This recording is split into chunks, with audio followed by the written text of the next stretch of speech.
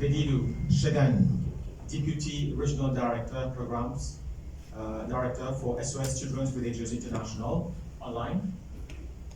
Mrs. Catherine Karugu, SOS Children's Villages International Representative. Mr. Ajay Saudagar, Secretary General NSIF.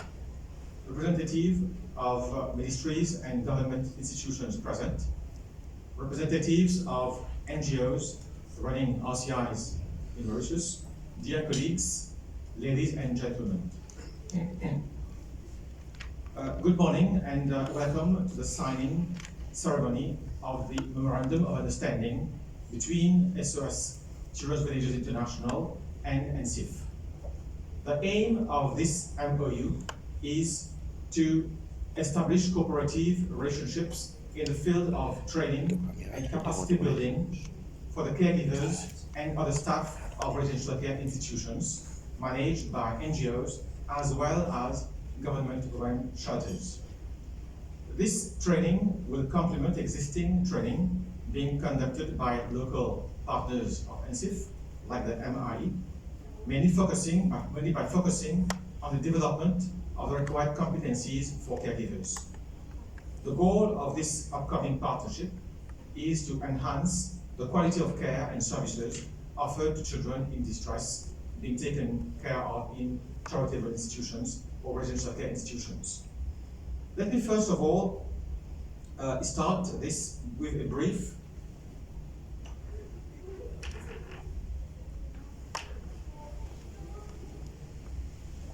overview of the RCI sector, focusing on the training and capacity building perspective.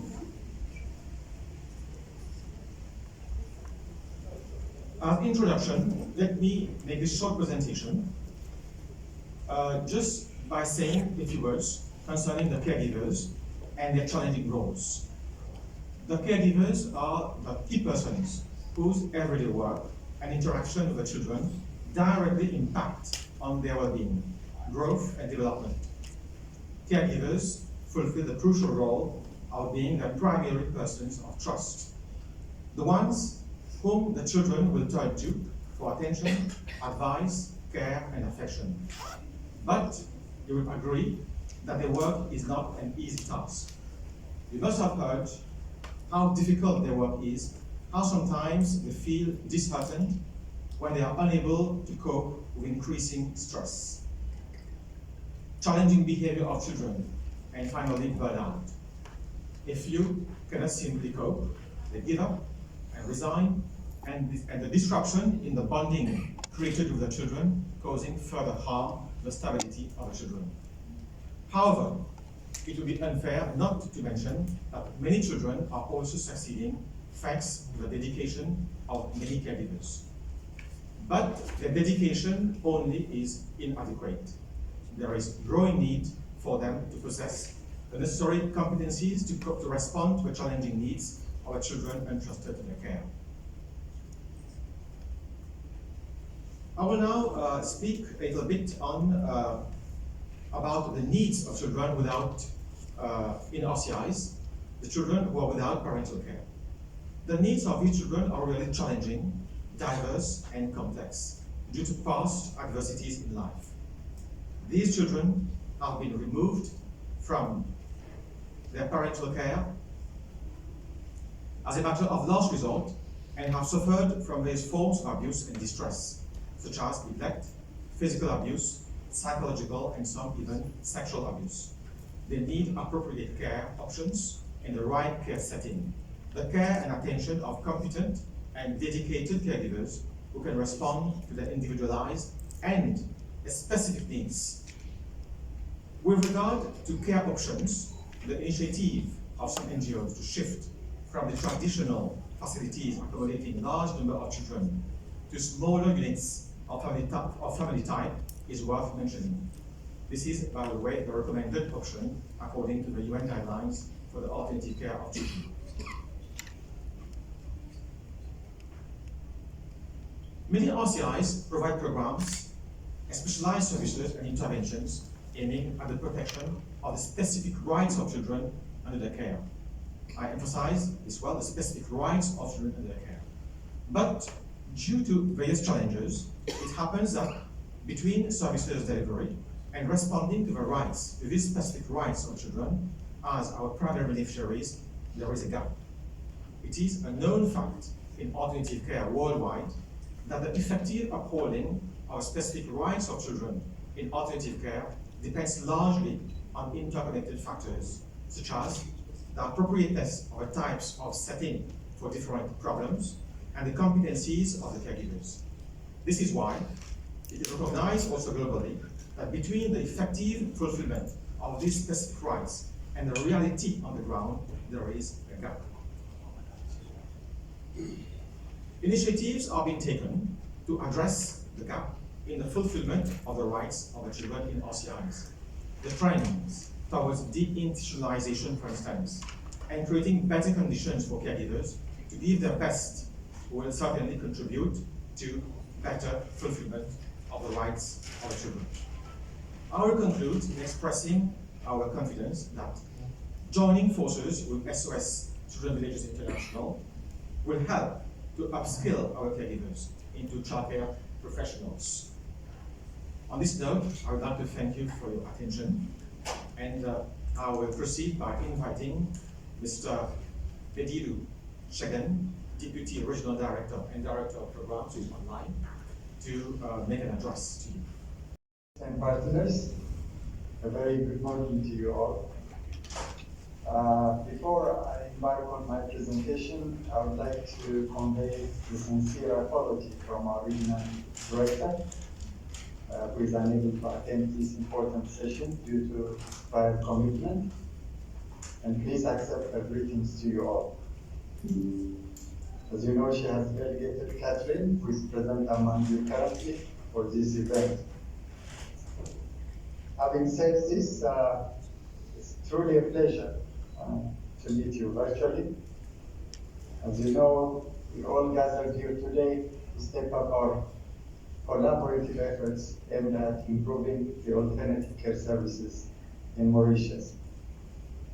For a long time, while there is a goodwill to reform childcare practices, particularly among governments and various civil society organizations, there is a critical lack of standardized regional curriculum to guide the training of the social workforce in our region.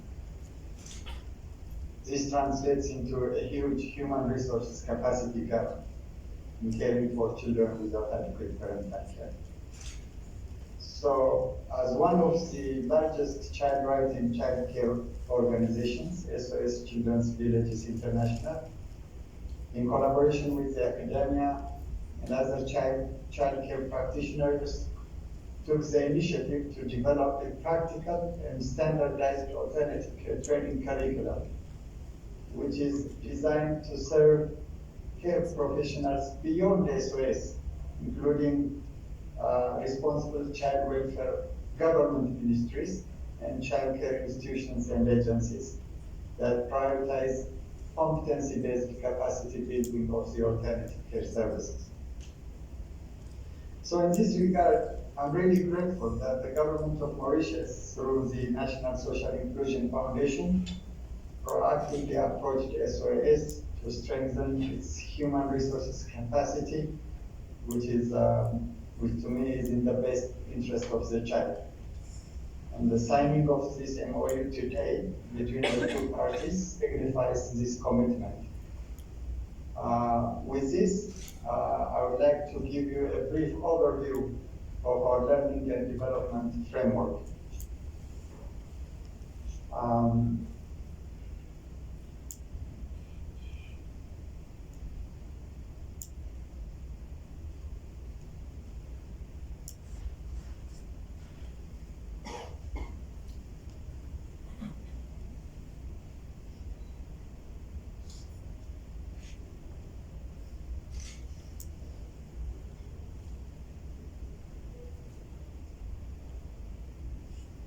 Is it coming?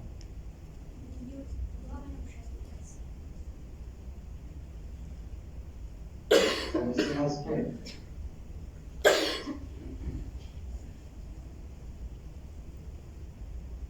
Okay. Can you see my screen? Yes, we can see it. All right. So as you can see, the art of learning in this area is a lifelong journey. That's how we believe. It's not a one-time event. So the learning and development framework for caregivers, in a nutshell, looks like this. The heart of the learning and development framework is competency of caregivers. So what we will be doing is we will be conducting assessment of the current competence and capacity of the social workforce. And then we focus on the caregiver taking ultimate responsibility for their own learning. So this is what we will try to inculcate in the minds of the caregivers. They have to own it. And the framework focuses on helping caregivers build competency and self-awareness. And then it's focused on continuous growth and development of child care practitioners. But most importantly, the focus is on doing, not only on learning and knowing only. The focus is they have to use the knowledge and make it actionable. So these are the documents that we use. We have the competency portfolio for caregivers and the learning log for each caregiver, and a self-assessment tool that they will assess themselves periodically. And there is the learning and development framework that we will be sharing with you. So, how it works? This is how it works. We'll be following a phased implementation. This includes the planning and preparation, the pilot, and then we pilot the program, and then we go into full implementation, review, and make improvements as we go. The module have 5 modules, which includes understanding child development, caregiving best practices, we'll be sharing that, safety and emergency response, emotional and behavioral support, cultural sensitivity and inclusion.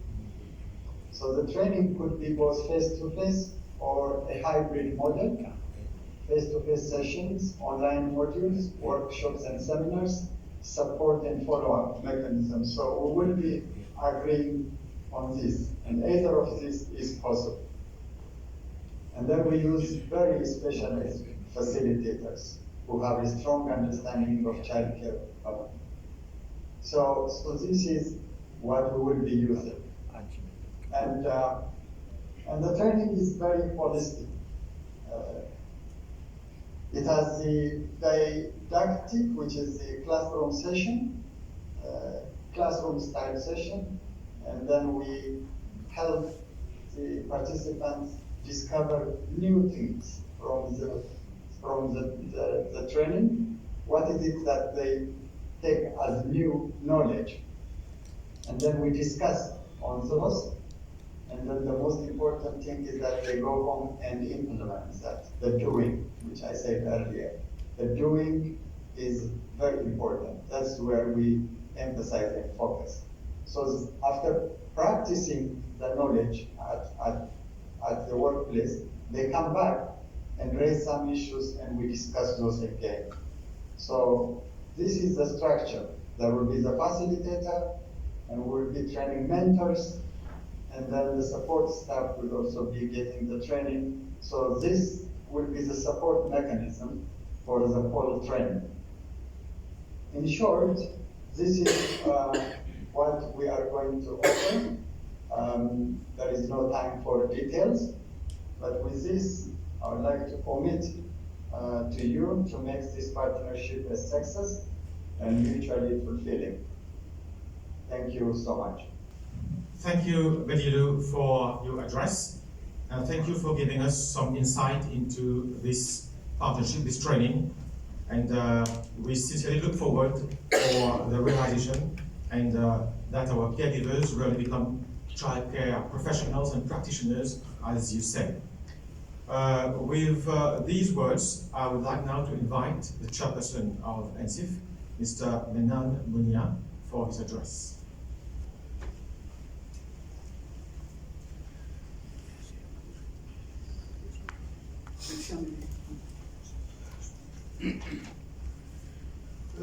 Mrs. Catherine Kango, representative SOS Children's Village International, Mr. Bedilu Schengen, Deputy Regional Director, Director of Programs, SOS Children's Village International, representative of the ministries present, board members of SOS Village, Children's Village Mauritius, Christian Rwanda, Deputy Managing Director, and other staff of SOS Village Mauritius, board members of NSIF,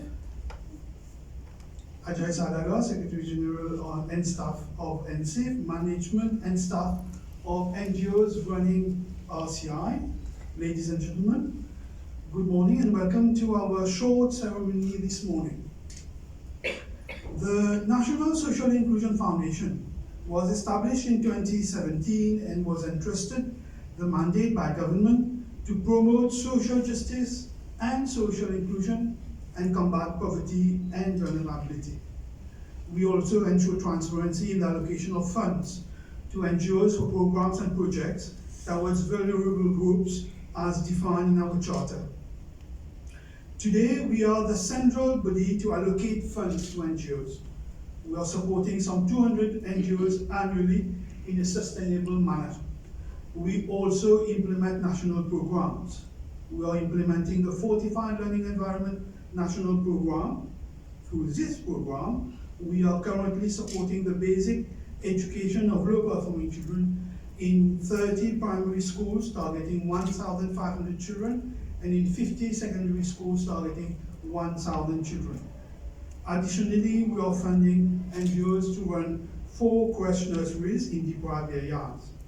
We implement a vulnerable youth program, training towards the National Certificate Level 2 technical training with GUATEP, targeting 1,200 vulnerable students above 16 years old in collaboration with the Mauritius Institute of Training and Development and the Mauritius Sports Council. We are also implementing the MoU Volunteer Program, which aims at nation building and strengthening solidarity. Today, 53 NGOs and more than 1,200 volunteers are registered on a dedicated mobile application launched on 1st June 2024. In the 2018-2019 budget, the National Social Inclusion Foundation was entrusted the role of a central body to receive and allocate public funds to NGOs. As a result, the funding of NGOs running residential care institutions, previously funded by the Ministry of Gender Equality, Child Development and Family Welfare, transitioned to NSIF. Traditionally, NGOs running RCI were in receipt of capitation grant from the Ministry of Gender Equality, calculated at 400 rupees per child per day and payable on a monthly basis. The limitation of the capitation grant was that the amount was insufficient to cover all fixed and variable costs for the RCI, and NGOs had to solicit other sources of funding, either through fundraising or donation. The fact that NGOs did not have a stable source of funding impacted on the quality of service delivery in terms of recruitment and of trained qualified personnel, retaining trained personnel, and maintaining a physical environment conducive to the well-being of the children in shelters. Since 2020, the NSIF has harmonized a new funding framework to effectively support NGOs. The new funding framework marked a shift from the monthly capitation type of funding to a program grant funding for the NGOs running RCI. Today, NSIF is funding 10 NGOs running RCIs, targeting more than 500 children in distress. The budget amounts to some 109 million rupees annually through the annual program grant. The annual program grant has enabled the NSIF to put in place a structured mechanism for funding of NGOs, but also to carry out monitoring of programs, to provide mentoring support, to strengthen governance and management structures, and to promote a culture of performance, strengthening accountability and transparency. The annual program grant has enabled NGOs to effectively meet needs such as additional human resources, adequate remuneration of caregivers, today aligned on the national minimum wages, and refurbishment of infrastructures and procurement of additional equipment. Further, our annual program grant, being all-encompassing, will go a long way towards helping RCI focusing on the core business of caring for vulnerable youth, spending less resources on fundraising activities. At the same time, the National Social Inclusion Foundation has worked with all the partners, particularly the Ministry of Gender Equality and Family Welfare, the Mauritius Institute of Education, Business Mauritius, and the NGOs running RCI, to elaborate a national program in line with the UN guidelines on alternative care. The 2023-2024 budget provides means for the ongoing implementation of the national program on RCI. This national program has 3 pillars. The first one is infrastructure and equipment. Provision has been made for a financial support under project capital expenditure to renovate infrastructure and create additional space to better accommodate children in distress. The National Social Inclusion Foundation has launched an expression of interest to buy land and/or building. This ongoing process will provide enhanced space and facilities for children with disabilities.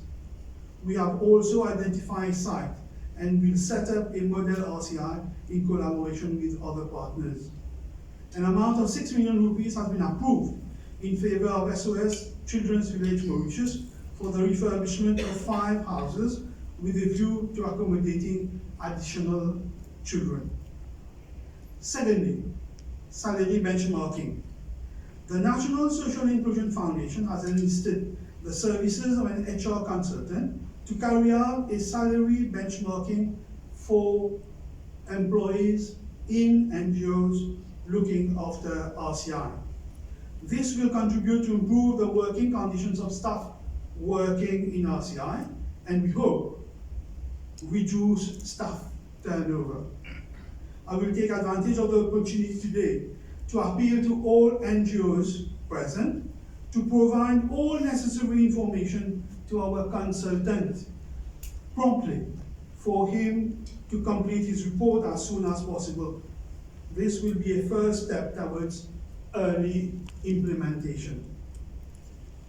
Thirdly, third pillar, training and capacity building. We have developed an organizational assessment framework and introduced a training program in collaboration with Business Mauritius to help NGOs enhance their management and governance. We are offering, with the collaboration of the Mauritius Institute of Education, professional development training for caregivers in residential care institutions.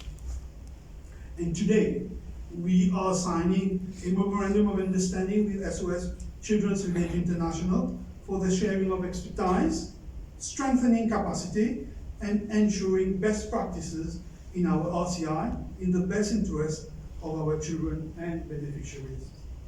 I'm grateful to representative of SOS Children's Village International and SOS Children's Village Mauritius for the shared commitment towards the well-being of our children. Ladies and gentlemen, I'm convinced that together with all our partners and stakeholders, we will slowly but surely put in place all quality resources to look after our children and prepare for our future and the future of our nation. Thank you all for your vote.